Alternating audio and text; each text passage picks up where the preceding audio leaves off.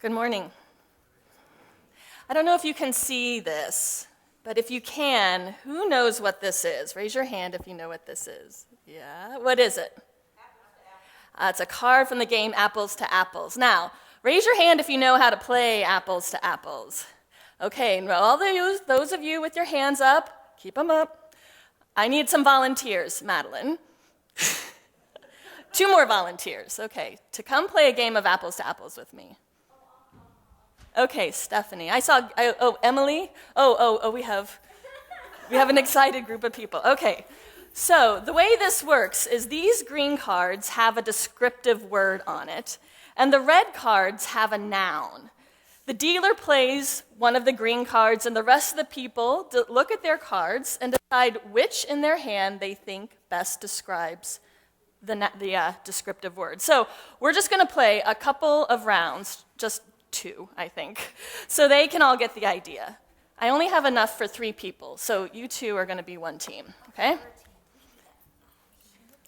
So I'm going to be the dealer. I have these green cards, and it's a speed game too, so you got to be fast. All right, the first word is misunderstood. Oh, come on. Don't think that fast. Okay, and the words I choose from are fortune cookies, are misunderstood. Bangkok, very misunderstood. Captain Kirk, oh, poor Captain Kirk. Okay, I would say that fortune cookies are, okay, they win. Okay, one more round. Sensitive.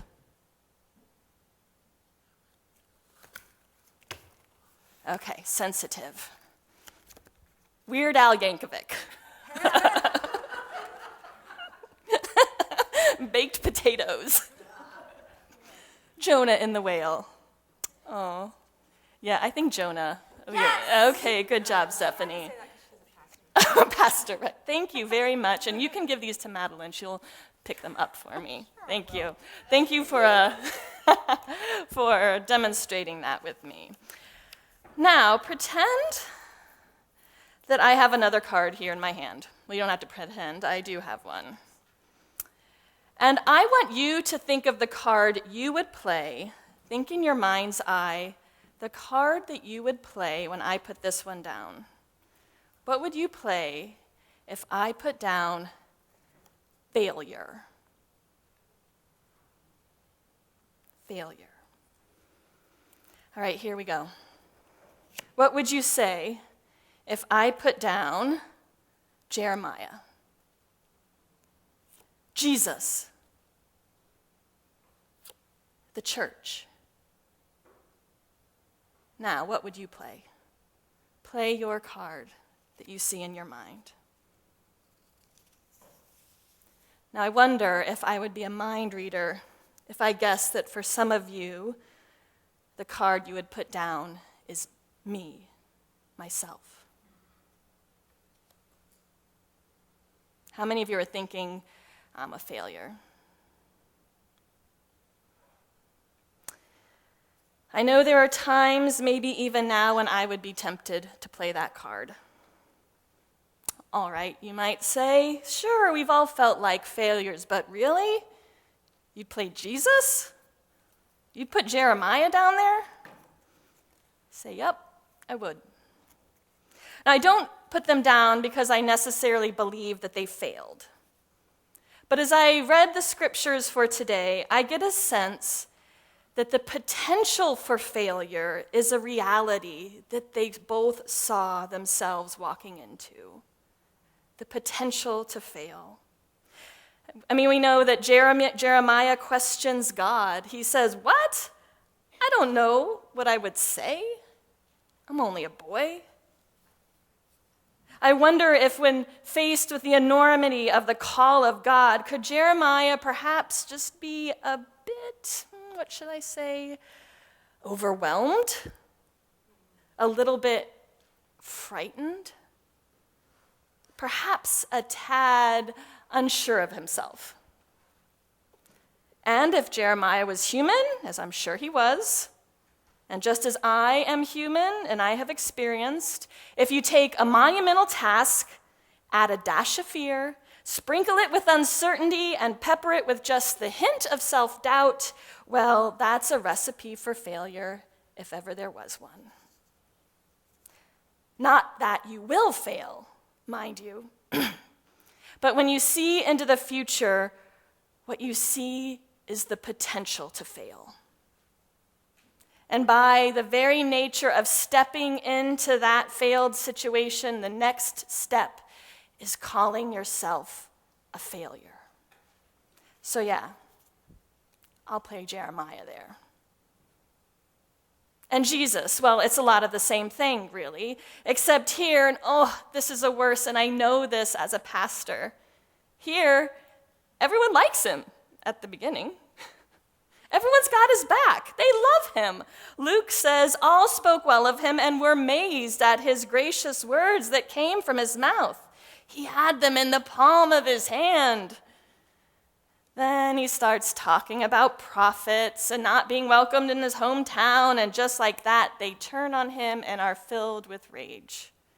They got up, drove him out of town, and decided to throw him off a cliff.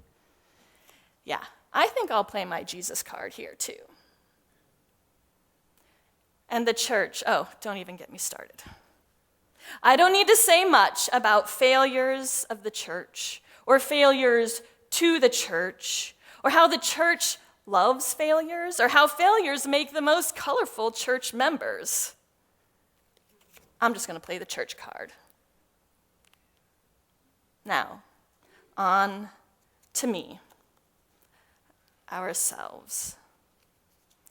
Oh my gosh, I am certain that if you currently aren't feeling like a failure, you likely remember a time when you have. There will likely be a time when you will. Your heart is breaking.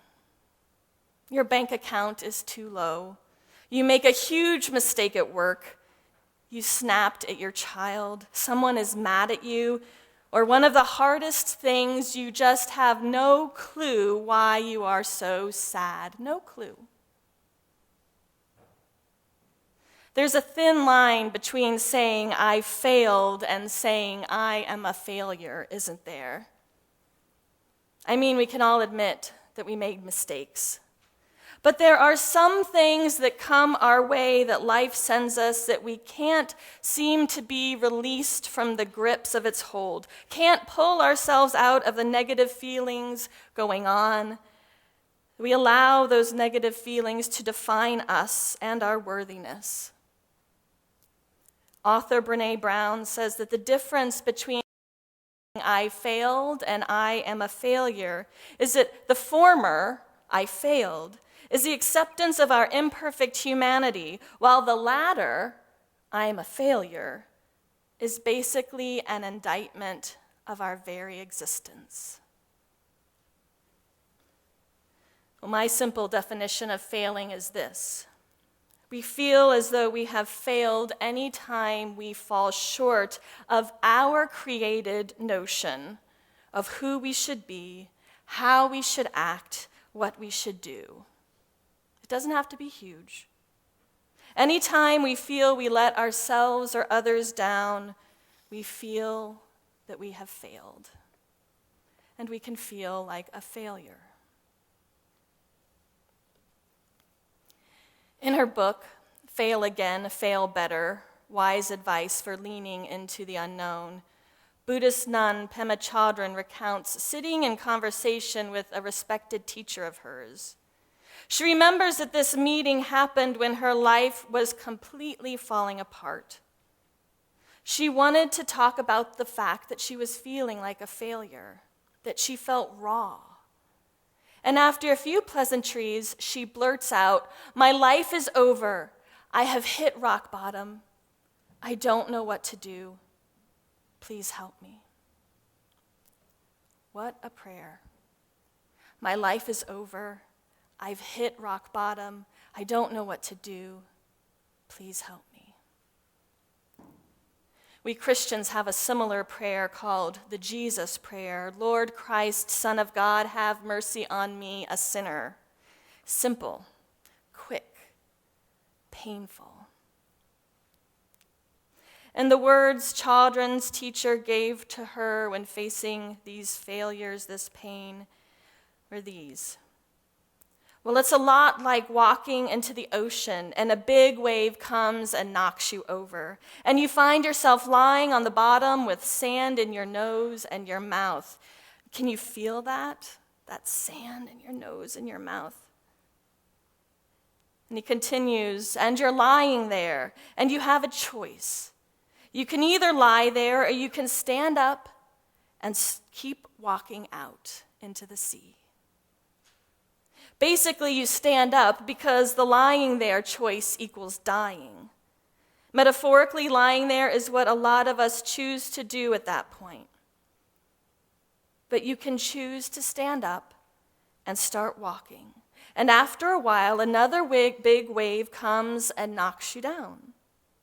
You find yourself at the bottom of the ocean again with sand in your nose and sand in your mouth. And again, you have the choice to lie there or to stand up and start walking forward. Powerful words. A bit of what I like to call swift kick in the pants words. So, okay, we've been knocked down, the sand is in our nose, and the salt burns our eyes, then what? Well, her teacher continues, so the waves keep coming, and you keep cultivating your courage and bravery and sense of humor to relate to the situation of the waves. And you keep getting up and going forward. After a while, it will begin to seem to you that the waves are getting smaller and smaller, and they won't knock you over anymore. Okay, I get it. I'm up. I'm walking out into the water. And like Jeremiah and maybe even like Jesus, I'm thinking, what am I doing? What happens if I get knocked down again? I don't want the pain, the embarrassment, the shame. I can't be vulnerable like that again. What then? Well, what Chodron says is this. Then you fail. Then fail again. And when it happens again, when things don't work out, you fail better. In other words, you are able to work with the feeling of failure instead of shoving it under the rug, blaming it on something else, coming up with a negative self-image, all of those futile strategies. Fail better, she says, means you begin to have the ability to hold the rawness of vulnerability in your heart and see it as your connection with other human beings and as a part of your humanness. Failing better means when these things happen in your life, they become a source of growth. Failing better means that failure becomes a rich and fertile ground instead of just another slap in the face. Failure as rich and fertile ground. I think when we fail well, we start to harness that faith that Jeremiah shows when he picks his head out of his trembling hands.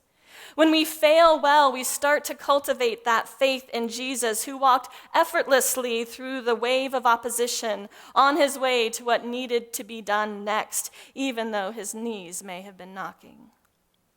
In fact, I firmly believe that faith and failure are symbiotic. They need each other. To rise out of the waves, we have to trust that we will be able to see beyond. See beyond what is immediate and threatening. See beyond what may potentially knock us over to receive what is available to us, to move us through. And no doubt, seeing beyond takes imagination. But to me, faith is the imagination of the heart. And when our hearts are capable of imagining, we can put faith even in our failures because they help us see beyond the pain and point us to our strength, our possibility, even our salvation. In just a few moments, we will offer the Christian practice of anointing. It is one that has called us to our brokenness and our pain and calls us to acknowledge it. It calls us to remember the potential for healing that is present in this world. In preparation for this time, we will watch a video that points to our faith, our imagination of the heart, to show us that what afflicts us now need not define us. It does not take our worthiness, it does not drown us, but can be a place of rich and fertile ground. If you feel so moved, you're invited to come forward to receive anointing during the video. I invite the deacons now to come forward.